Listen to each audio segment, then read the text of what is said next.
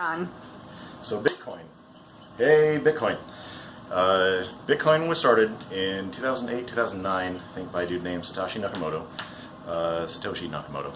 Nakamoto? I'm already forgetting some of the... Nakamoto, yeah. Yeah, I know Satoshi because that's the unit length, or the current smallest denomination of Bitcoin that exists.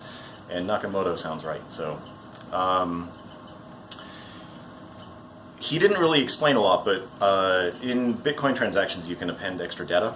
And in the Genesis block, which was the first block of Bitcoin when he was just mining it himself and starting to tell other people to do this stuff, he put a picture in that was talking about bank bailouts and stuff. So I feel like he was a little bit political about what he thought government's role was in currency. And he wanted to break the government monopoly of currency and have a decentralized digital currency that everyone could participate in without the permission of the government.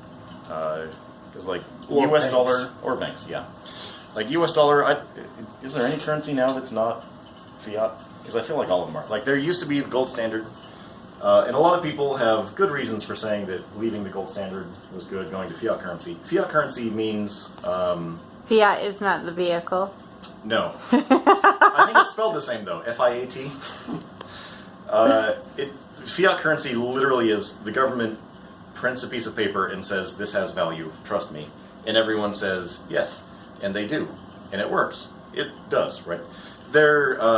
When Saddam Hussein's Iraqi government toppled, there was an interesting economic thing that economists were really excited about, wherein all of the citizens were trusting the fiat currency of a government that didn't exist anymore.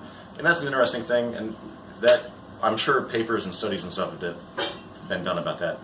That's maybe a little bit out of the scope of this drunken explanation of things video. You may be interested to know that there are no non-fiat currencies that are cryptocurrencies. Ah, all of them are fiat. The closest is a Hong Kong dollar, which is backed by U.S. dollars. And in 2000, the last gold-backed currency, the Swiss franc, was removed by referendum. That was in 2000? Yep. Oh, interesting. Yeah, so there's that. So all of the currency in the world right now has value because everyone agrees that it does, and the government says this has value. But there's political stuff on that, which I'm going to talk more about the technical aspects of Bitcoin now. Bitcoin's fun. So, Bitcoin is backed by math, in a sense, and utility. It's backed by utility in the sense that it's a pseudo-anonymous currency. You can transfer it at will. It behaves like cash. If a transfer happens, it's done. It's not like a credit card where you can do a chargeback. A transfer happens, that transfer has happened. It's set in stone. So people have reasons to like that. It's pseudo-anonymous in the sense that every transaction is 100% public, which is not the case with cash, right? Like, someone goes to the block over here and buys some heroin, no one knows that happened except for the people participating in it. But if you buy black tar heroin off of whatever the current Silk Road is, because there was Alpha Bay and that went down. I don't know if there's another one now. I think Angora is still up. Yeah, I never looked at any of them, so I don't know. I have nothing to say in the matter. Yeah, possible deniability. Although actual deniability too, because I really never did. I thought about it. It's plausibly deniable that you didn't do it, given by virtue of the fact that you didn't do it. Exactly, yeah. But a transaction happens on there. You don't necessarily know that this thing... Well, if the seller is broadcasting their Bitcoin receiving address, you can see that a Bitcoin address sent to that seller's address, and you can see the IP associated with it, you can see the dollar amount associated with it. Well, not the dollar amount, the Bitcoin amount, because it fluctuates. So it's pseudo-anonymous in the sense that you'd have to really care about the transactions and want to look into each and every one. But they're all public knowledge, so... The government, the feds, they're starting, or they have been building tools to track Bitcoin transactions. So yeah, and there are private companies that do that too. There's one whose name I've seen a couple times recently, but I forget what it is now. There are some other altcoins like Monero and Zcash that are like Bitcoin was the first cryptocurrency, And then people are like, that's a good idea. I like that idea, but I want to have this aspect of it instead. And then, like Zcash does some zero knowledge proofs, it's called. There's a really interesting Radiolab episode about it. I highly recommend it.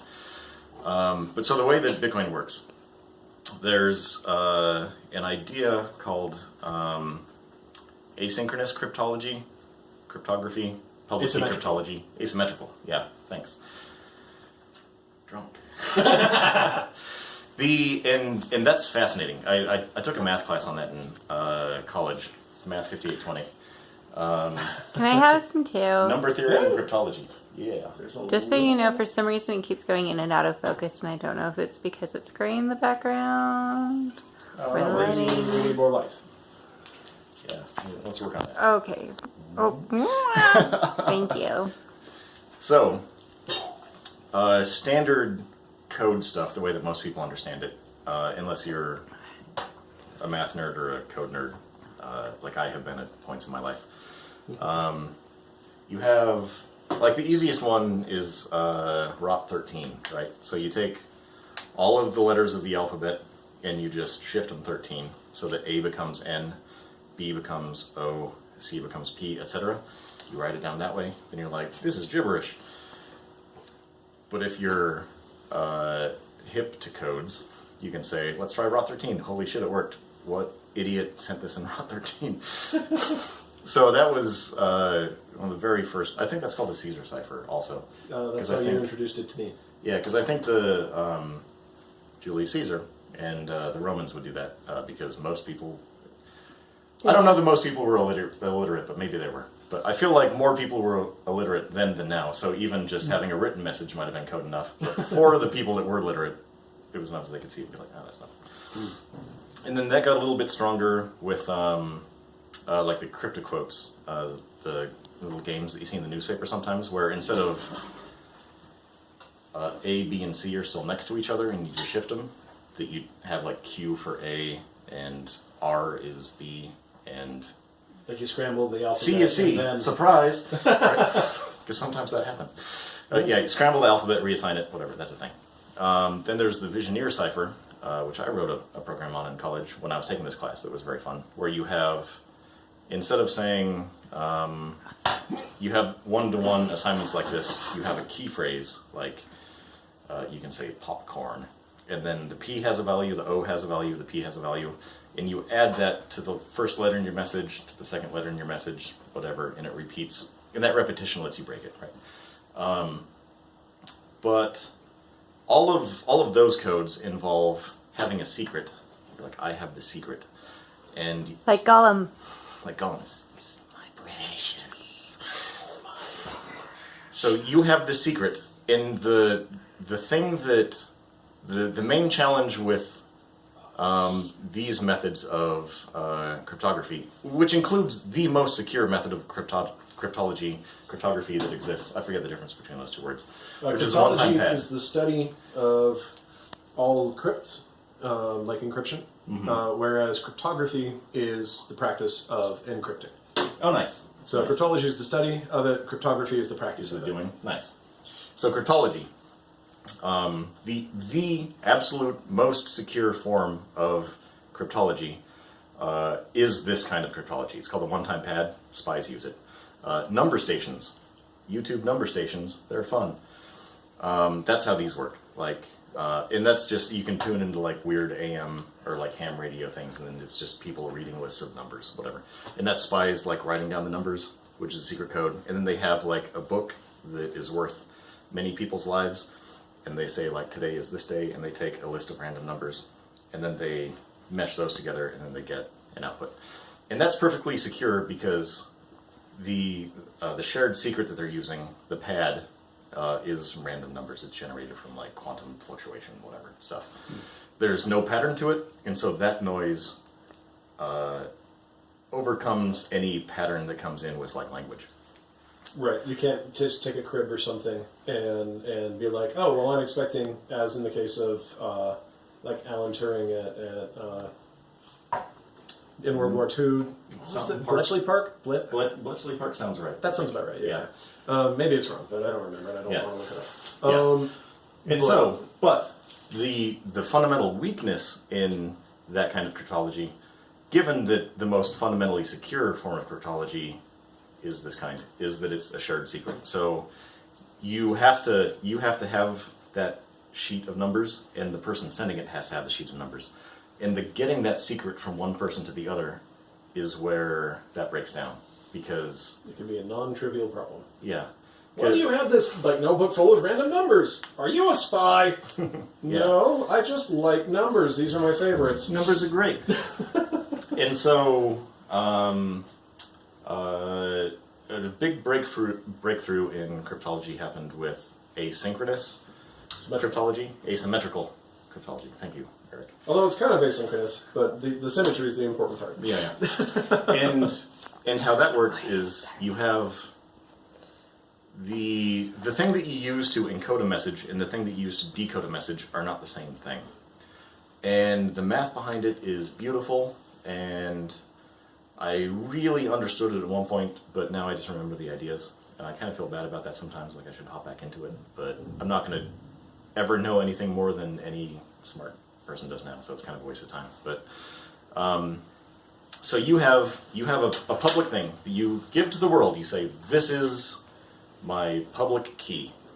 And someone can take a message and they can mix it up with that public key. And then, even though everyone else knows what that public key is, no one knows what your message is unless you give them the plain text, right? It can't be reverse engineered. Yes. Or rather, we don't know how. Yes. We don't know how to do that in a quick and easy way without using the private key.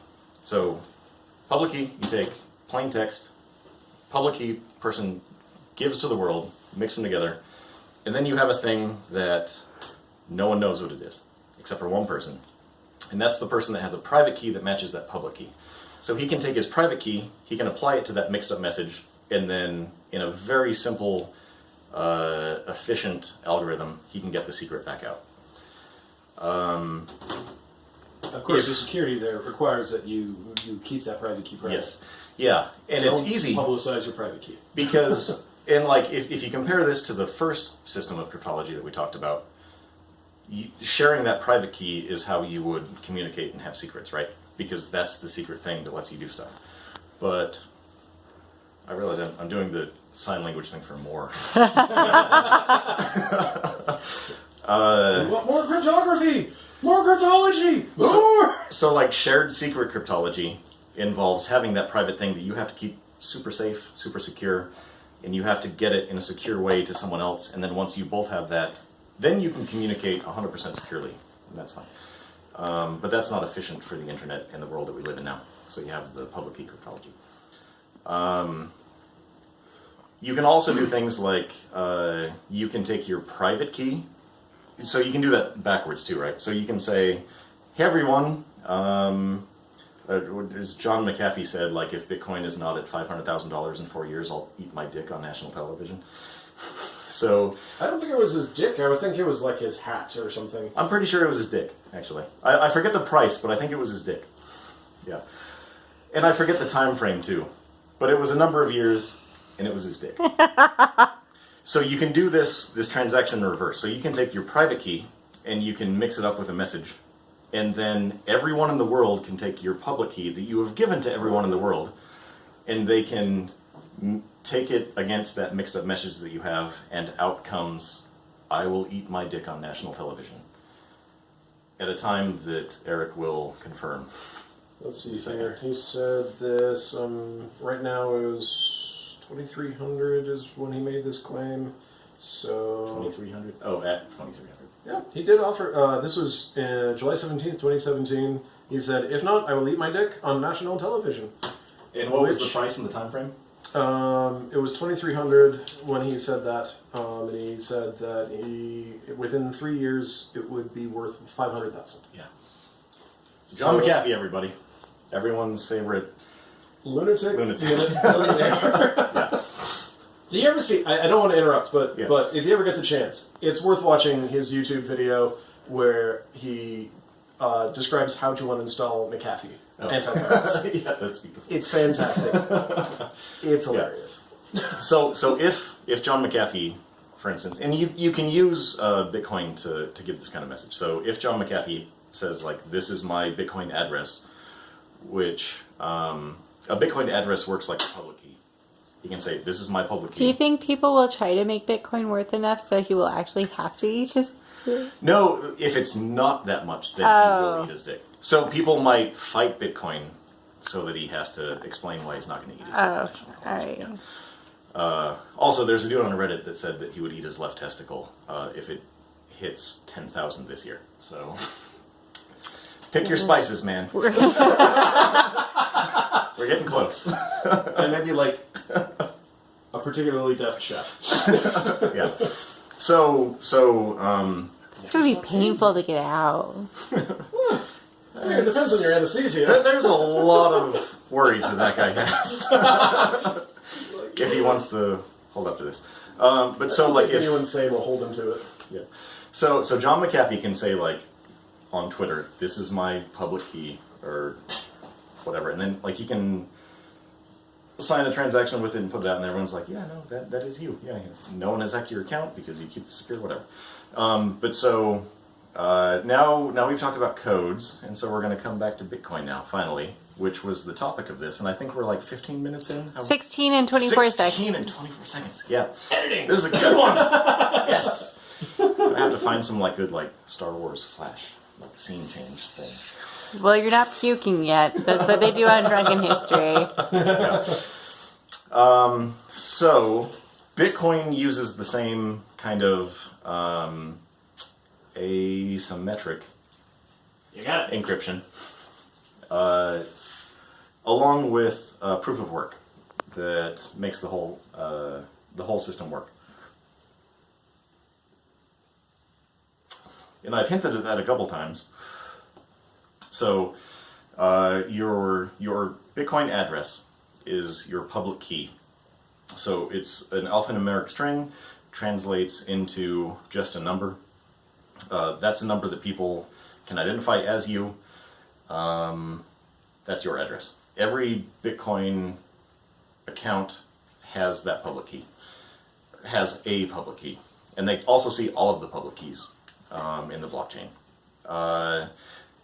To own a Bitcoin account and be able to transact with the balance associated with that account, you have to have that private key, that secret. A better word might be control rather than own. Yeah, control's a good one. Yeah.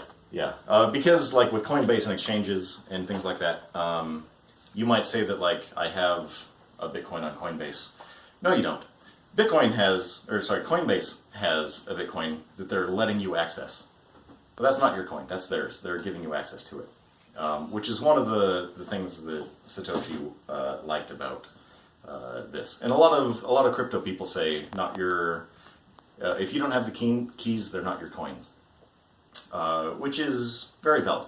But a lot of people also don't have the kind of technical know-how to maintain their own private keys in a way that is... secret and safe. Advisable.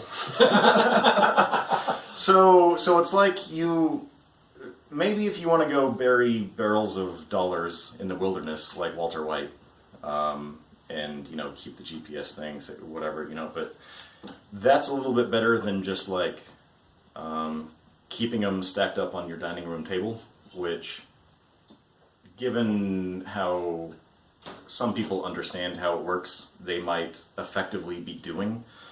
So for those people, it would be better to use Coinbase or an exchange, or an online wallet, because then someone else has at least locked the front door and then kept it in a pile on the coffee table. Right. And so, get a little sidetracked. Hold on, let's see. I got totally sidetracked, and I just didn't mention my sidetrack because it's not pertinent. No worries. So let's see, public key, the private keys. So you have your private key. The private key lets you sign a thing against your public key and then broadcast to the network saying, hey everybody, here's proof that I own this address being the public key.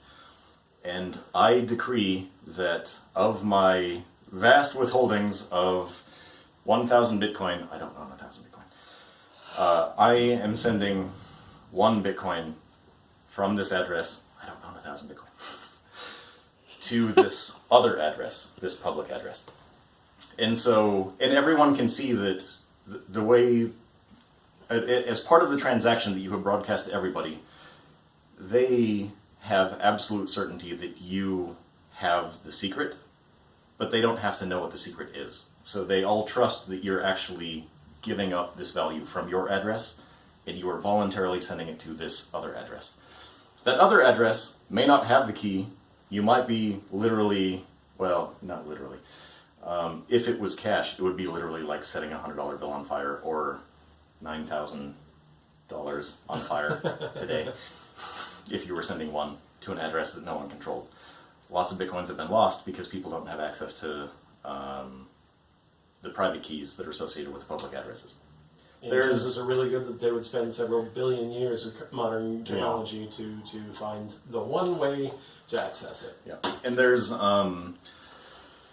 I've heard at least once of a trash address where someone was like, send Bitcoins here to never be redeemable because I don't have the key or whatever, and like it has a balance of double-digit Bitcoins. Like people just like want to watch the world burn, and my own personal financial interest burn as well. I don't know. I'm glad that they do that because that means that the value of Bitcoin is artificially inflated. Yes, right. Yeah. And so, also, that brings me up to the next point. So that's how you transact on Bitcoin. 21 minutes. Nice. This is going to be a long one, just so you know. We haven't even got into how this works. Yeah. We probably shouldn't. This is just how what it now does. we talk about mining. So Bitcoin mining is proof of work, and this is really where all the asymmetric cryptology is old news. That's been around since the 70s. Mining. But the thing that was really brilliant on Satoshi's part was combining that with proof of work into blockchain.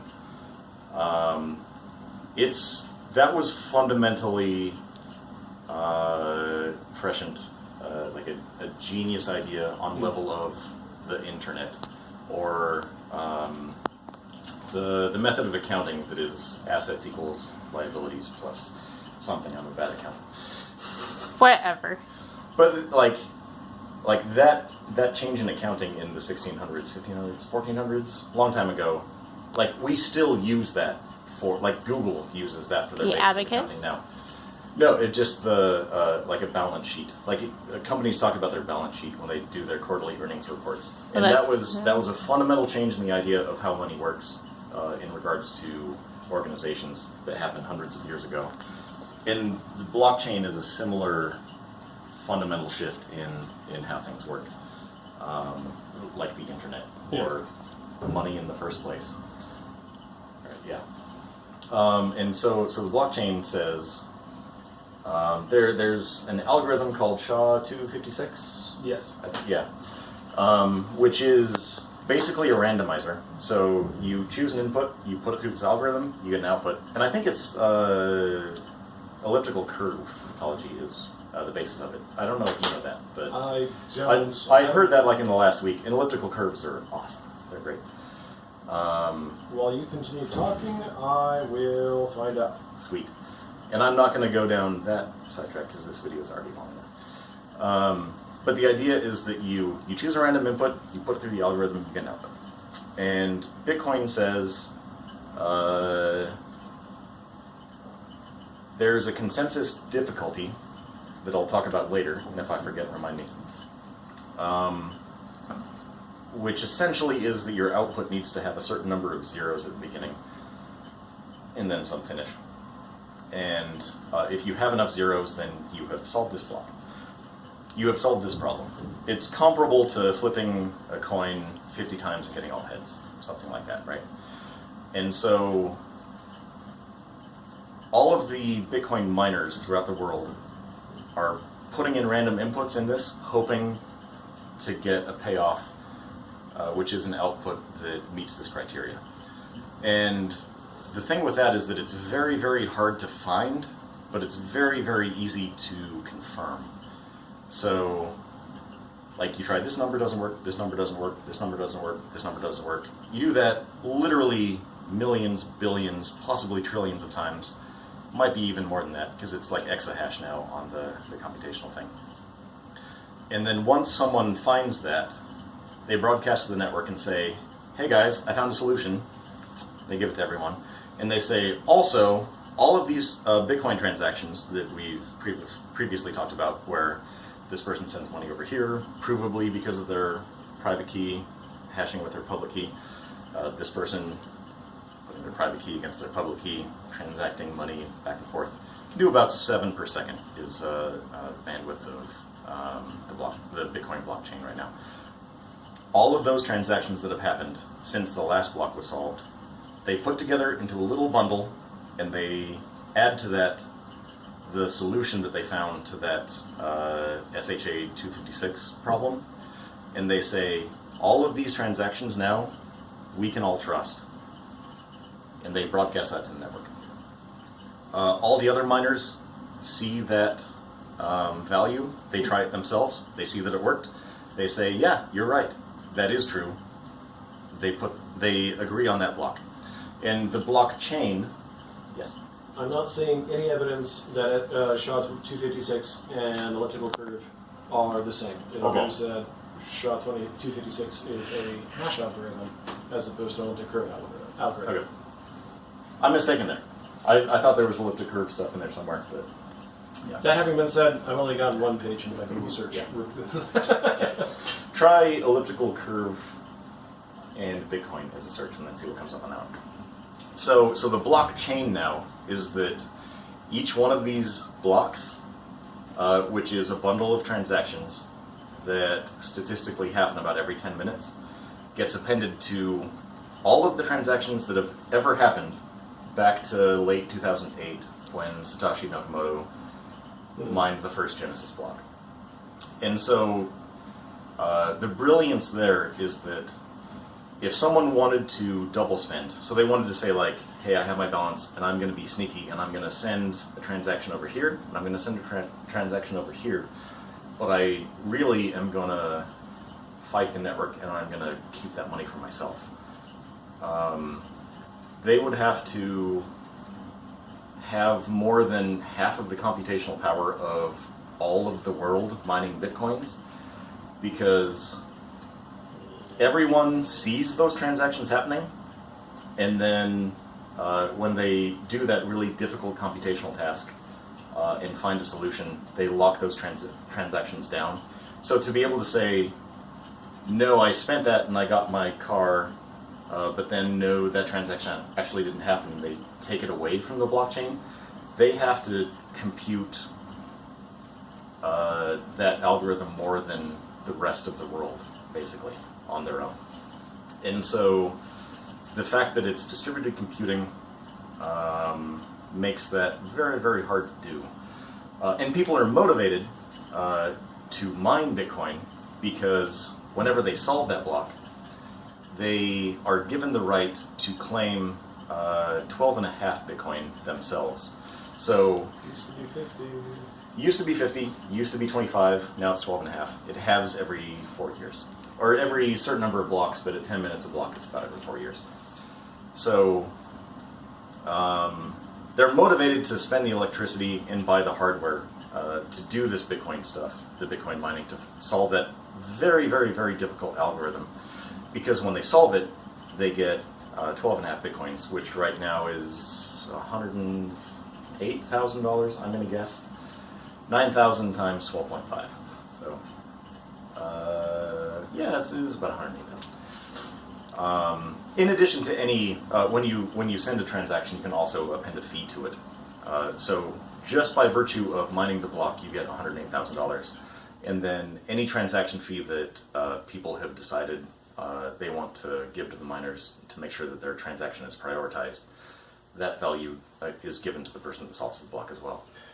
The difficulty adjusts every 2 weeks about, where it says, okay, the network has had this many computers doing the computation, and so blocks are being solved in about 6 minutes instead of 10 minutes, and so we're going to make it harder. So now instead of flipping a coin 50 times, you have to flip it 75 times.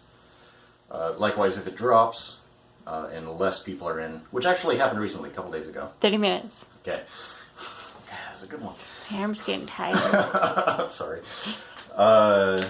If the computational power drops, then likewise the difficulty decreases. So it says, blocks are solving in about 13 minutes, and that's taking too long, so we're going to make it easier. So now you only have to flip it 45 times instead of 50 times.